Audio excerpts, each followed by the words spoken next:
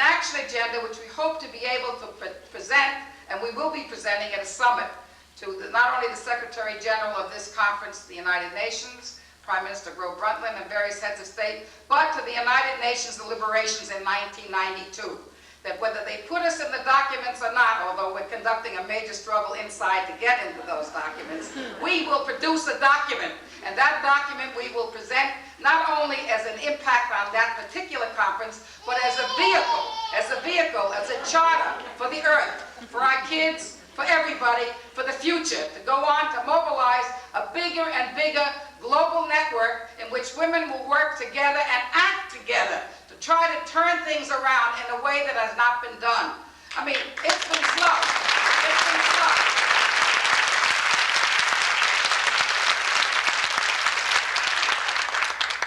So we think that we are going to be able to use this action agenda in this decade and into the next century. And we want to ensure the worldwide participation in this process. And we have made a commitment that we're going to bring in 50% of the women from the developing countries. Those of you who may know of or participated in the Decade of Women, from 1975 to 1985, we had a Decade of Women. I mean, they used to just give us a day. It was called International Women's Day. And in 1975, they gave us a year. It was called International Women's Year. Then from 1975 to 1985, they declared a decade.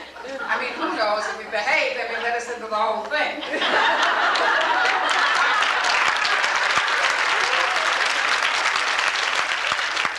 I have always felt that it's not a matter of having a day or a decade, whether it's for women or of the child or of the disadvantaged or the elderly, that if women and men were working in the political space together, the problems of all people would be properly integrated into the decisions made every single day.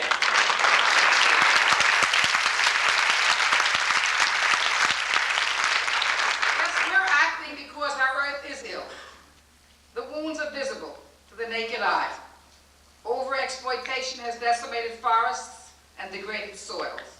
Rivers, lakes, and oceans have been plundered and polluted.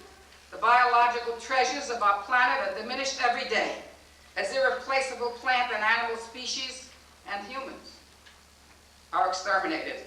Everywhere people suffer from decreasing supplies of clean water, fuel, fertile land, and food. Social inequities have been created by economic systems that have relied on warped priorities. Warfare and the continuous buildup of military security, the concentration of land and economic power in the hands of a few, the promotion of consumer societies, the misdirection of science and technology, which has led to an imbalance in the use of energy and resources, and near irreversible worldwide pollution in the span of just one human lifetime. And we believe that current development strategies bear a large and continuing responsibility for the present situation. The deterioration of Earth's natural systems and increasing poverty, landlessness, and the victimization of women, men, and children in industrialized as well as developing nations. It's true that many believe that developing nations have borne much of the burden, and they try to blame them for environmental degradation. But we have to be honest about it. It's actually been destructive industrial-style development that has been prescribed as the solution, and that is not the solution.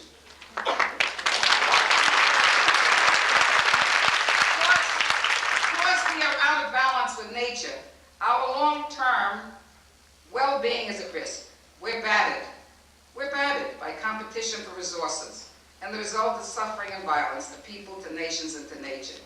We have set as our goals in this International Policy Action Committee policies that promote harmony, and to promote those policies between Earth's natural systems and human needs policies that assure the long-term security of the planet and its people.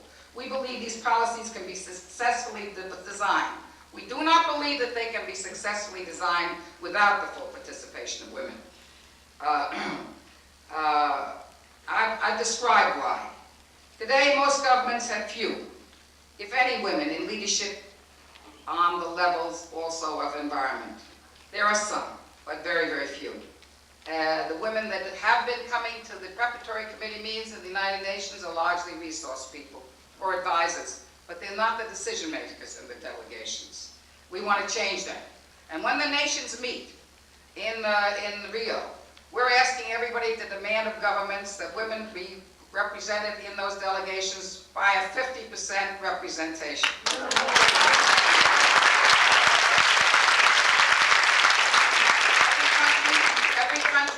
Every country is required to file a national report with respect to the status of environment and development in their country. The United States is one of them. The Council on Environment Quality has been charged to prepare that report. It didn't exist, and so we then developed a special set of guidelines, other than the ones that the United Nations produced initially, which dealt specifically with the dimension of women and the impact of women, or the impact of environmental degradation and development on the lives of women. And we are putting a lot of pressure into that. You should also know that there is an organization that has been formed, which is called the US Citizens Network, and it consists of environmental and development organizations and other socially concerned organizations throughout this country, several hundred organizations. And we have been negotiating with the Council on Environmental Quality to see that our government, A, produces a report that makes sense, and so far it hasn't been, I have to tell you the truth, and secondly, that they are prepared to really take action, that they're really going to make those commitments to reduce the carbon dioxide and the chlorofluorocarbons. There's been a lot of resistance. As you know, our own government is questioning whether there is such a thing as global warming. As you know that. You know that only recently they sort of had to change their tune a little about the depletion of the ozone layer when it became clear that the depletion was much greater than had originally been suggested. And it's been a tough struggle all the way. I can tell you that when I came into that meeting, a working group at the UN on land reform, it happened that one of our delegates, the U.S. delegation, was testifying about land resources, not land reform. When he saw me, he said, and we should not forget the women. It wasn't in his written speech. It wasn't in his written speech, but he put it in later.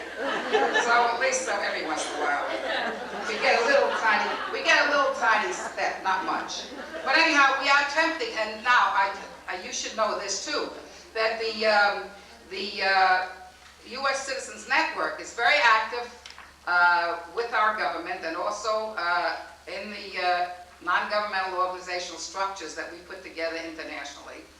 And there are going to be about 4 forums, round tables, in which the government and the citizens in this country are going to participate in a discussion of some of the key questions that have to be discussed, you know, in the UN meeting in Washington, and there will be 2 major public hearings. I don't have the exact dates with me, unfortunately. I left that paper on my desk, along with a lot of other papers. We think that we have to restore harmony between humankind and nature, and that we can't do that either unless we have healthy democratic political systems, nourished by full and equal participation, open access to information, accountability, ethical action, and justice. And accountability is a place where you could really come into play. What I'm going to suggest to you, and you're going to break up later into networking and groups and so on, is that you develop a major action in Arizona of accountability, in which you develop a rating system and a scoreboard as to what is the environmental health of your school, what is the environmental health, the atmosphere, and the environment of your school, in your workplace, in your own home, in your own community, in your own streets, in your own rivers, in your own lakes, in your own factories and industrial plants, in your own government, and that you mobilize people around actually looking to becoming the monitors not only of others but of yourself, and that you develop a major scorecard and begin to look at what is happening to the environment. What is happening with toxic waste? What is happening with the contamination of water? You have a problem with ENSCO. I've been reading about that. You have a problem with contamination. But those are the things that reach the press and that you people are mobilized, those of you who are in the environment movement, to do. But if you really examine everything in your community, you'll begin to see, and in your own home, and in your schools, and in your workplaces, and in your government, you'll find that there is tremendous amount of work that has to be done. Those of you who are You see, I'm talking to you essentially from an international point of view, but I believe that you have to be able to find the ways in which to rescue your community and every nation and every part of this earth so that this planet can survive. After all, good planets are hard to find. We need the rainforests, for example. You hear a lot about them. Why do we need them? Well, they help to regulate the climate and to maintain the Earth's atmosphere. As the forests are destroyed, then what happens is that carbon dioxide increases. Some scientists keep telling us to remember that they have a capacity to evaporate vast volumes of water vapor. And so, in a sense, they become a sunshade of white reflecting clouds, which keep the tropical region cool and brings much needed rain. Widespread destruction of the forests have shown that without trees there is no rain. The forests help regulate the quality and flow of water in the rivers and in the areas and protect the soil from erosion. They're of great economic, cultural, spiritual, and aesthetic value to a large part of the world's population which inhabits the tropics. They're also very important in our own country. They have an intrinsic value of their own. I think that the consuming countries have to determine the scale of deforestation, but what is needed is changes. We have to have changes in the systems of production, changes in lifestyle, changes in the way in which governments and bureaucrats look at the environment, their relationship to growth, and they're not going to do that unless you force them to do it. They're not going to do it. We have had, in this country, every reason to develop alternate forms of energy. We were doing it when I was in the Congress of the United States, which was a long time ago already, unfortunately. And then it stopped. It stopped in the last two administrations, both Mr. Reagan's and Mr. Bush. And we realize what the problem of dependency upon oil brings upon us. We realize how it distorts foreign policy, that we get involved in petrodollars. We get involved in taking a stand where it may have been necessary to take a stand, but which have other subliminal sub-themes which may not be exactly the correct themes. And we've seen what that has done. And I believe that it's important for us to begin to understand that nothing is going to happen if we just recycle in our own homes. Nothing is going to happen if we just talk about what we can do in a limited way. Some of you may have read, I guess it was a Time magazine issue, in which it's some years back, in which they talked about the fact that there's been this massive injury to the Earth's environment, in which they stated, and I agree with that it requires a mobilization of political will, not only of international cooperation and sacrifice, but cooperation on every level of government. We do that in wartime. We're in a war right now. That war is a war for survival, in which all nations have to be allies. Because the causes and effects of the problems that threaten the Earth are global. They have to be attacked globally. Lester Brown, who some of you may have heard of, is the president of the Washington-based World Watch Institute. He does said, and one of our great experts, we do not have generations. We only have years in which to attempt to turn things around. No attempt to protect the environment will be successful, however, in the long run, in my opinion, unless ordinary people, you and me, are involved every single day and are willing to adjust even our own lifestyle. Our wasteful, careless ways must become a thing of the past. We have to recycle more. We have to turn off lights. We have to use mass transit. We have to do 1,000 things differently in our everyday lives. But what's more, I think we have to be able to say that we are also going to see to it that our governments, our factories, our schools, our industries, our neighbors are all engaged in this crusade, for truly only a crusade is going to make the difference. Now, more scandalous than the Kitty Kelly story is what they did there in the Gulf. I mean, it is an economic catastrophe, a political catastrophe, but it is an environmental catastrophe. The disease, the hunger that has taken place in the aftermath of that process is just shocking, and it continues. the lighting of the scorching of the earth and the lighting of the oil wells is not only killing the plant and animal life in the sea and the water as you see it and as they show it on TV, but it has the potential of creating a soot that will change the climate to such a degree that it will be impossible to grow food, and there will be many more millions of people who will starve. And it was known in advance that this could be one of the effects of going into the Gulf. There were scientists who warned, even my little organization, the Women's Foreign Policy Council, issued a major press release on some stuff that we have been doing on the subject, warning and saying that this was going to happen. And it did happen. Now, one of the important things that we've just gone through is that we did see a very interesting thing. We saw $1 billion a day. We saw 500,000 men and women in this country being used in the Gulf. We saw 100,000 sorties. And we have to be able to understand that when this country, in a certain kind of leadership, wants to mobilize, it can mobilize. And what we have to understand is it's time to mobilize for peace. It's time to mobilize in a whole other way.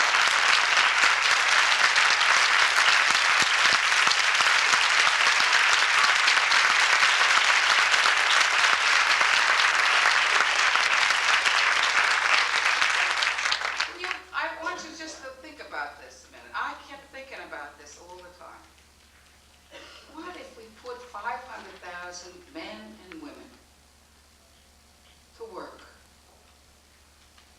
and spent $1 billion a day in every part of this country cleaning up our environmental atmosphere, really going into it in the way that I'm urging you to do as volunteers, but with a backup of money and resources. And what if we did that internationally with all those nations that we got to work with us through the United Nations? I mean, that was the first time in a very, very long time that there was any kind of collective security in which the United Nations, to some extent, was acting as a universal authority. Now we can argue about whether they really were and whether they were being dominated by the United States and all of that, but that's another subject you'd have to call me back to discuss on foreign policy. But nevertheless, there was action of a collective nature, and it is possible. And this World Conference that they're going to have had better be that kind of collective security for the saving of this earth, or they have no right to be in business any longer. And I think that we the people, have to make that possible. And we have to begin thinking in new terms. We have to have new visions. We have to have new boldness. We have to be able to say, we can change things. If we can mobilize in this country, and if the countries of the world can mobilize the way they did, with all those billions of dollars and all those resources and all those vehicles of destruction, isn't it about time we mobilize in the same way with vehicles of construction? That's the issue.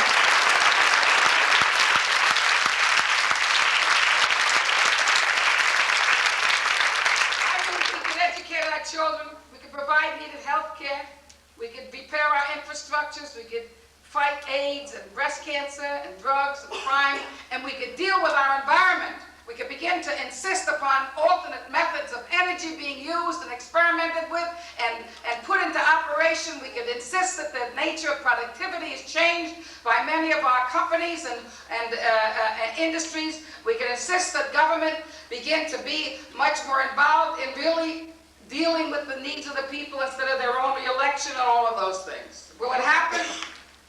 Well, I have to tell you what I think.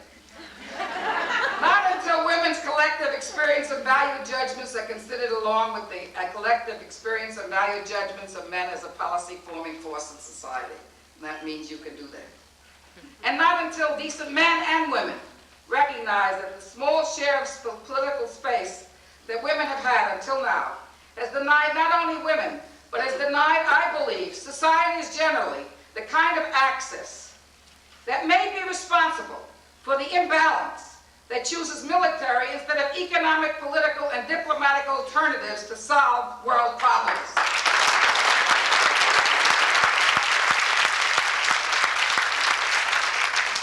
And not until we change the picture of only 15 or so women ever having served as heads of government in this century. And not until women who have been trained to speak softly, that is, some of us, then carry a lipstick, come out and demand a different kind of stick, a seat at the table where the decisions of life and death are made. And not until we have not only Norma Schwarzkopf, not only Colin Powell, but Colleen Powell. And not only James Baker, but Jane Baker. And so on and so forth. And Sununu, what's his first name? John. Well, you know what I mean. And so we have some taking his trips. Okay. And not until the next State of the Union address, or a State of the Union address, will be given by the President of the United States, regal in her purple silk dress.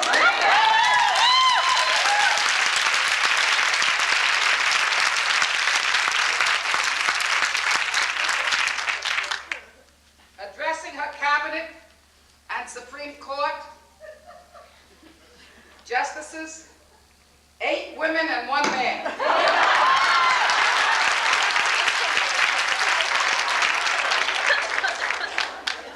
You know, in Africa, they say, when 2 elephants fight, the green grass suffers. They say when 2 elephants make love, the green grass suffers. Well, it's time to get the elephants off the green grass, off our backs. It's time to take the toys from the boys, and it's time to replace the smart bomb with smart people.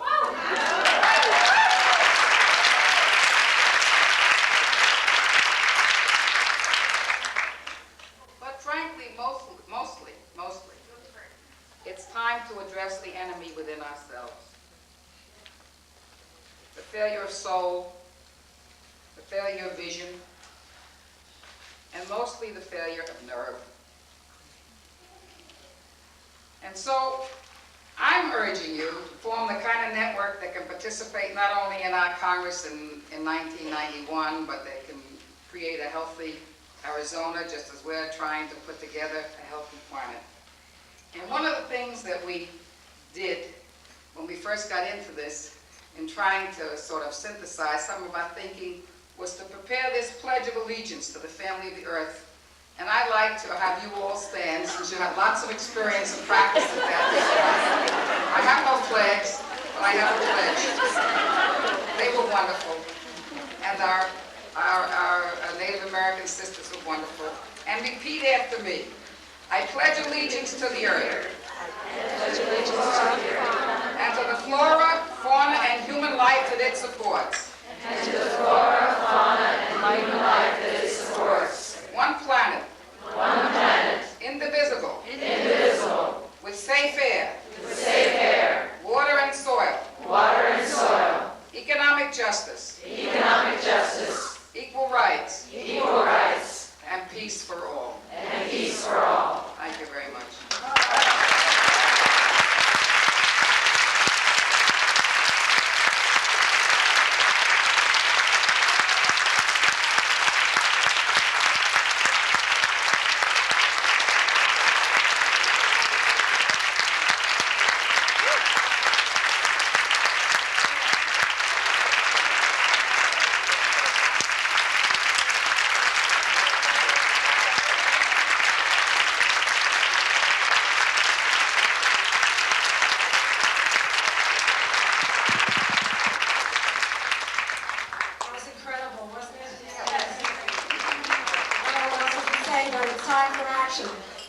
Bella, we have a couple of presentations for you. I know it's hot in Arizona. We've given you a warm welcome, but we have a few other presentations for you.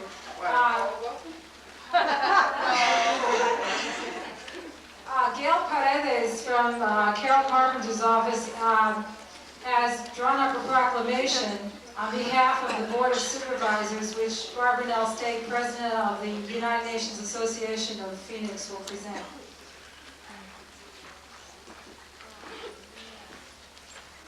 It's our pleasure to present this proclamation to you, and it reads, Whereas the United Nations chapter of Greater Phoenix is sponsoring the Arizona Women's Partnership for the 90s in its focus on Mother Earth. And whereas the goal of the partnership is to form a coalition of Arizona women focused on environmental issues, thus creating an extensive awareness of problems, concerns, and solutions.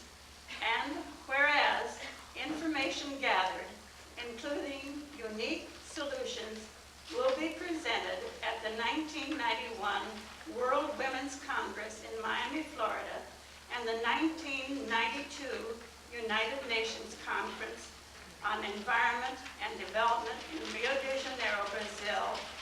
And whereas this coalition is open to women from rural, tribal, and metropolitan areas, as well as women involved in private, governmental, and nonprofit sectors. And whereas the goal is to involve women from various ethnic, racial, socio-economic, and political backgrounds, giving special attention to the intergenerational projects. And whereas the kickoff event will be held on Friday, April the 26th, featuring former New York Congresswoman Bella Abzug speaking on politics of the environment.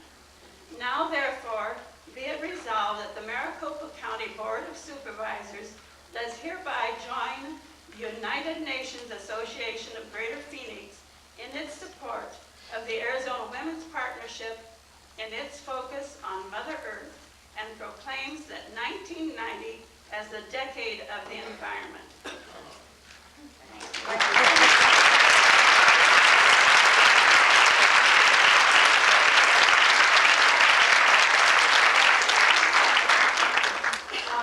We have another presentation, and first of all, I'd like to draw your attention that Bill Mundell, who is chair of the Environment Committee for the legislature, is here with us. Is Mr. Mundell here? Yes, thank you.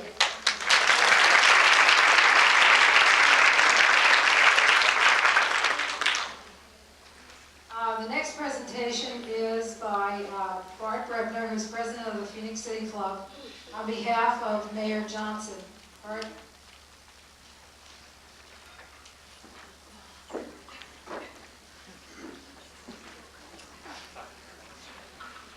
Well, in this world of duplication, our proclamation from the city of Phoenix is the same as the Maricopa County one. And I believe that ours is on biodegradable paper so that the aren't available to go.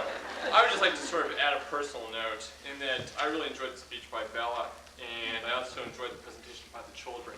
And I started thinking about when I first became aware of the environment, and it was when I was driving through Maine with my father. There's this huge sign that said, "This is God's country. Don't set it on fire, make it look like hell." And that's the first time I really became aware of the environment. And in the past 20 years, I've seen things become really bad here in the environment. And here in Phoenix, we're faced with smog. It was 5 years ago today that Chernobyl had its disaster. And I have a newborn son. It's my hope that in 8 years, when he asks me about the environment, I can say that 1991 was the turning